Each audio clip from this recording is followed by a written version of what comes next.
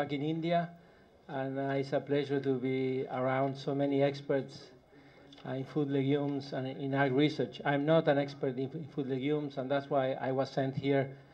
So SEAT bean, our bean program, people can continue to do the good research that they're doing. They say, why don't you go there and participate in this meeting? So I have a very brief update on what we are doing on bean research.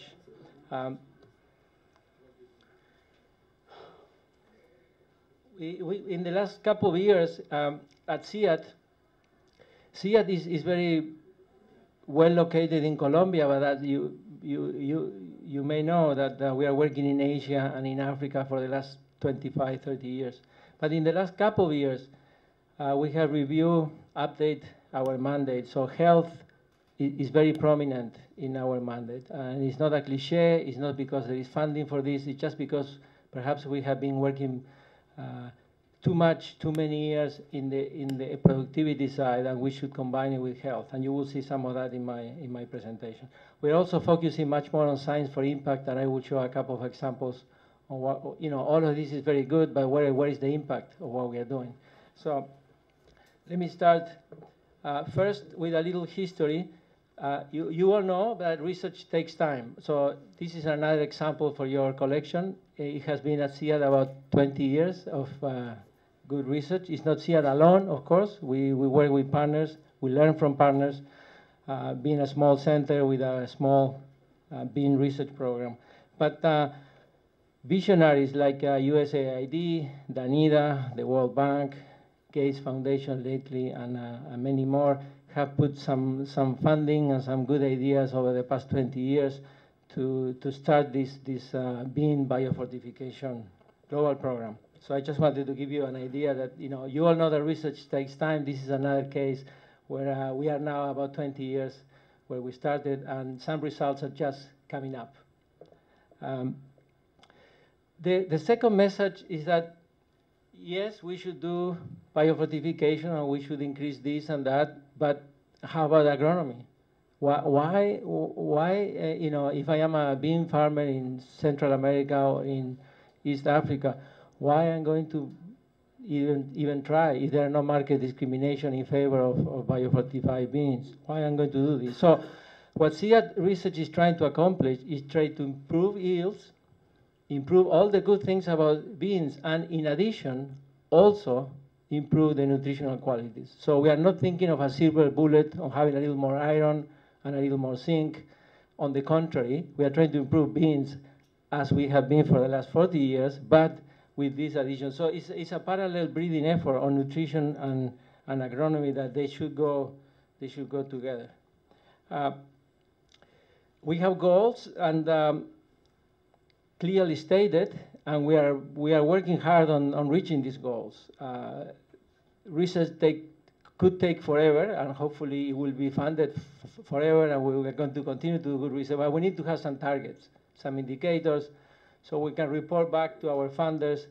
We can go back to sleep sometimes and say, okay, we want to increase 40 parts per million of iron in beans. And so where are we today? So, we started for a very low base of about 50 parts per million. We're going to go to 100. And in zinc, a little lower ambition from 28 to about 40. So about 12 parts per million. Those have been our targets so far in this effort. It takes time, and we need to take care of the heterogeneity. So you see here some examples. People are very particular about the beans they eat or they grow. We all are. So you see some examples of varieties in Brazil, Central America, and East and South Africa where we work. We could have, one of the easy questions to make from my side as a non-expert is why don't we just focus a little more on the nutritional content and lose a little more on the color or the cooking quality, which is, of course, not the way to go. So, again, part of the first message, keeping this size, texture, colors, characteristics of beans, we are trying to improve the mineral content, and you can see there some differences. We do have quite a bit of heterogeneity of the mineral content in beans. And even lines, as you see in the bottom, if you can see from the side in Peru, from already with 100 parts per million of iron. So there's quite a bit of variety around there. We do have quite a large gene bank on beans and plenty of good partners to work with. So based on these contents is that we are trying to improve current varieties.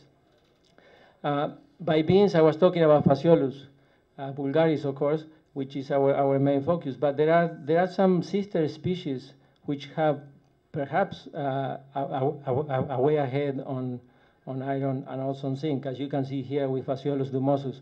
So we are trying to do the interspecific crosses. The bean program is trying to work hard on this interspecific crosses, and this is a good picture of how hard they're working, because to make these interspecific crosses, sometimes you need not only a ladder, but you need a lot of patience to really go from Phaseolus vulgaris to dumosus. It also takes time, going back to my second message, and time could be measured in parts per million. So it's been about 10, 12 parts per million per year over these 15 to 20 years. But we are going up, and we are getting there. So the good news is that, as you see here, we are really knocking at the door in 2011, 2012, of reaching the targets. It takes a couple of years for one cycle of breeding, as most of you plant breeders in the audience know, to do this, and at the same time to work for pest resistance, drought tolerance, and also mineral content. So this is about the current normal cycle that the bean program has been working on for the last 15 to 20 years. So given those times, the good news, and I'm also almost done. So I knew I was going to be the third, and I wanted to go about all the rest. The experts have already expressed, so there will be plenty of time for questions and comments. But these are the good news. These are the lines that exist. These are not PowerPoint lines. These do exist. We do have these. You may know them. And the iron and zinc content is pretty good, and yields are not bad. So this is kind of the best thing that we can report at the moment if you compare with the Czech, as you see in the last row of the slide. In addition to having superior elite lines, things are happening on the ground, which is perhaps even more important. So as we talk about these superior lines, things are being released, and they are not as high as the superior lines, but they are much higher than normal. So there is quite a bit of impact in beans in Bolivia, in Malawi, coming into Colombia, as very well documented in the case of bush beans. Now, to the topic of this conference, are we going to improve health? I'm not against good plant breeding efforts to improve iron and zinc, but how about health? I thought the whole story was about improving health. So we do have some good news to report. We have done, with the help of Cornell University, the National Institute of Public Health in Mexico, Harvest Plus, of course, and many other partners that I cannot remember now, a real test with about 600 children from 6 to 12 years old in Oaxaca. Oaxaca in South Mexico is very close to Guatemala. It's the poorest part of Mexico. It looks very similar, the situation of poverty and undernutrition, like the rest of Central America. So these are the results. The transferrin receptor is an indicator of the iron depletion. So the lower, the better. I won't get too technical in this explanation, but I just wanted to show you that there is good news in the pool of children who have it took about 105 days. Children are fed at school, so we can measure. This is about 8 kilos of biofortified beans in 105 days, so it's not a lot more than a normal diet.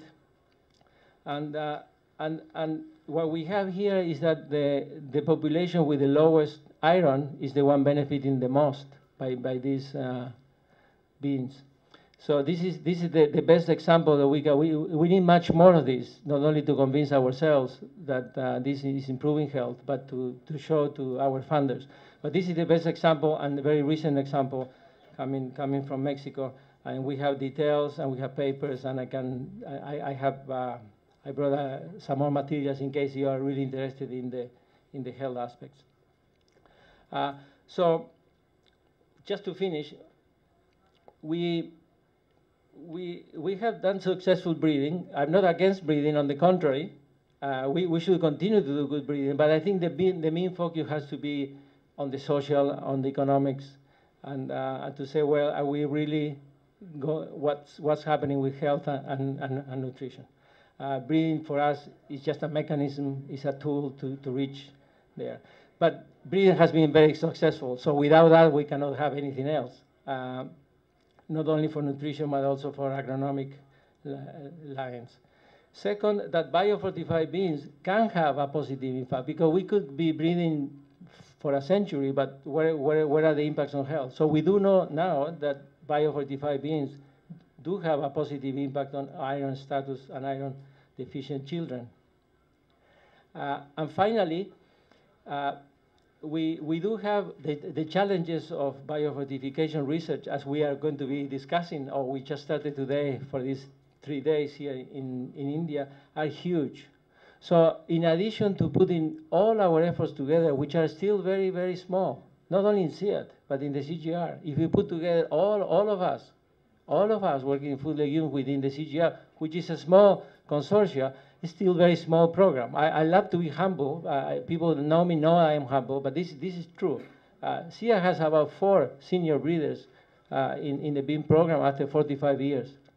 Very, very small. So the message here is that we have huge challenges. Let's not get too happy with the good results that we have achieved after 20 years of good research, but let's work together. And that hopefully the great reform of the CGR and the combination of being all together finally in one program could get the critical mass and the value added that we need if we can incorporate more brains and a little more funding. So thank you very much.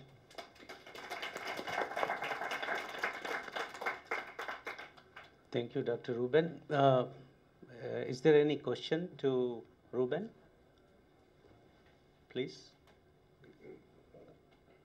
Please. Just wondering, I don't know when, I'm just wondering concerning the issue of, as you increase the nutrition value of most of these crops through breeding, I don't know about beans. I know with maize, like the high protein maize and all that, the issue of post-harvest issue, how it keeps well after harvesting becomes an issue. I don't know about the pulses or the beans, the legumes. What happens? Is there an increase in pest infestation because of high nutritive values? Because I think the pests also like good food. So the quick answer on beans is that there is no such a thing. I don't know about the rest of the legumes, and the experts can tell you. But in the case of beans, it's not that. So the whole idea of doing this effort is to try to keep or improve things, agronomic traits, nutritional traits, at the same time improving the mineral content inside, but without losing all the other very important things, like color or cooking content and so on. Yeah. So this conventional breeding program takes a long time. So is there any thoughts going on to transfer the selected genes through genetic modification? A lot of good thoughts. Good point, but we haven't started yet. There's a lot of good. We are building again our capacity to go beyond conventional, but in the case of beans, we have not started doing a major effort in research in non-conventional, but a lot of thought and goodwill. that we're doing it in transgenic rice at the moment. It's totally different than beans, but it would be nice to really put a little more effort. So far we have not done it, but most of the program is very excited with what they see in the future by really going beyond conventional. That's all I can say. Thank you, Dr. Ruben. You have a question? Thank you. Ruben, can you say a little bit more about how you see the high iron beans being mainstreamed into productive systems, for example, in East Africa, where they have the highest bean consumption in the world? Can you say a little bit about, like, looking down the pike 5 or 10 years, where you see this headed? Sure, thanks. Working in networks, in a 10, 15-minute presentation, not too much time to go too much into history, but since you know the area, Rob, you may remember ProFrijol, which is a network of being research in Central America. So a similar, much more scale-up network is called PABRA in Africa, funded by Canada and other CGR donors and others. So through networks, the idea is that we don't think we are going to have the capacity, research or funding capacity to really scale up our own programs. But the best thing to do is first to play a consortium within the CGR family, together as a family, and second, work through networks. The PABRA example is the best case I can showcase on beans, which all external reviews over time had proven to be very successful. So perhaps one thing that we would like to do over the next 5 to 10 years is not only work on East and South, but go a little more West and extend that experience in the Pan-African Bean Research Network through the entire continent instead of only focusing on East and South. So that's one of the push that we're trying to make in the next 5 or 10 years. And of course, keeping the partnerships, which are very, very important, and trying to keep the research pipeline update.